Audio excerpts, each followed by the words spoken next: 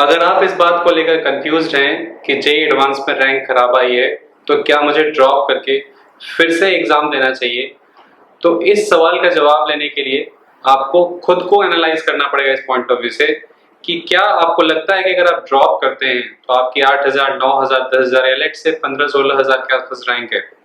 Obviously 15-16,000 के नीचे शायद जनरल कैटेगरी में आपको कोई आईआईटी नहीं मिलेगा, उसके चांसेस काफी कम है।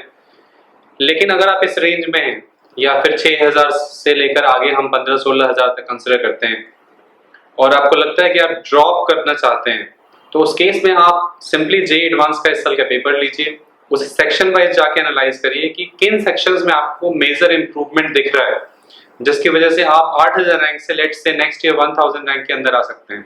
अगर आपको इतना सिग्निफिकेंट इंप्रूवमेंट की गुंजाइश दिख रही है तो आपको डेफिनेटली ड्रॉप करना चाहिए। अदरवाइज आप आईआईटीज में एडमिशन लेकर वहां ब्रांच चेंज कर सकते हैं। कई आईआईटी जैसे खड़गपुर, बॉम्बे और कुछ नई आईआईटीज भी हैं जहां पे ब्रांच चेंज काफी इजी है, रूल्स बहुत फ्लेक्सिबल हैं, तो वहां जाके आप एक साल मेहनत करके अपना ब्रांच इंप्रूव कर सकते हैं। लेकिन अगर आपको लग रहा है कि नहीं, मैंने काफी सारी ऐसी मिस्टेक्स की थी जिसकी वजह से मुझे बहुत नुकसान हुआ, वो मिस्टेक्स क्या हो सकती हैं?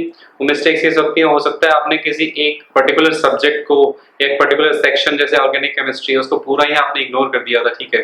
तो वैसे केस में आपको दिख रहा होगा कि मैं अगर ऑर्गेनिक केमिस्ट्री को अच्छे से करूं तो मेरा मार्क्स सिग्निफिकेंटली इंप्रूव हो सकता है। तो इसका सबसे अच्छा आइडिया पेपर से हो सकता है। पेपर को बैठ के सॉल्व करिए, जेईई एडवांस का जो इस साल का हुआ है उसे एनालाइज करिए और देखिए कि आप एक साल में उन पर्टिकुलर जो आपके वीक एरियाज है उन पे वर्क करके कितना स्कोर अपना इंप्रूव कर सकते हैं और उतने स्कोर में आप कितने रैंक में पहुंच सकते हैं। ये काम बेस्ट आप खुद कर सकते हैं क्योंकि you know the best about yourself. ऐसे सिचुएशन में जब एक सिग्निफिकेंट इंप्रूवमेंट दिख रहा है रैंक में, ठीक है, आप बिल्कुल श्योर है कि मैं एक साल में इतनी मेहनत करके मैं 8,000 से 1,000 के अंदर या 500 के अंदर आ सकता हूं, तो डेफिनेटली आपको ड्रॉप करना चाहिए। The risk is worth it, क्योंकि ओनली दोज केसेस जहां बच्चे ड्रॉप करने के बाद डिस्ट्रैक्ट हो जाते हैं, पढ़ाई नहीं करते हैं, उन्हीं केसेस मैंने देखा है कि रैंक ऑलमोस्ट सिमिलर आता है या वर्स आता है। Otherwise in my life I have not seen any case I have not seen even a single case जहां पे बच्चे ने ड्रॉप किया और सिग्निफिकेंट रैंक में जंप नहीं आया, ठीक है। बट मैंने आपको इंपॉर्टेंट क्राइटेरिया बताया, सिग्निफिकेंट जंप तभी आएगा जब आपका डिसीजन सही है।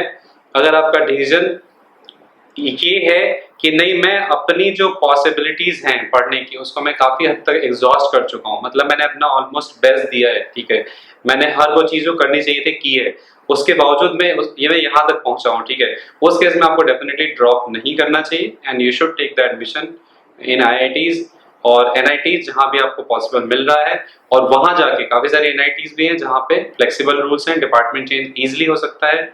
और अगर डिपार्टमेंट चेंज नहीं भी कर पाए तो किसी भी ब्रांच से आप जा रहे हैं तो एनआईटीज या आईआईटीज में वंस यू इंटर तो वहां से एक नई रेस शुरू होती है। आप माइनिंग में है, मेटलर्जी में है, किसी भी ब्रांच में है, वहां से आप कोडिंग सीख कर या वो इंटरेस्ट जो आप परसू कर सकते हैं पैशनेटली, उसको परसू करके आप बहुत अच्छी एक जॉब या हायर स्टडीज या जो भी आप लाइफ में कुछ बहुत बड़ा करना चाहते हैं वो अचीव कर सकते हैं। उसके विंडोज हैं, ठीक है। So both the options are there. जो क्राइटेरिया है मैंने आपको बताया उस पे खुद को तौलिए और डिसीजन लीजिए। और अगर कोई फर्दर हेल्प चाहिए मुझसे तो आप मुझे कमेंट सेक्शन में बताएं and I will update you regarding the same. Thank you.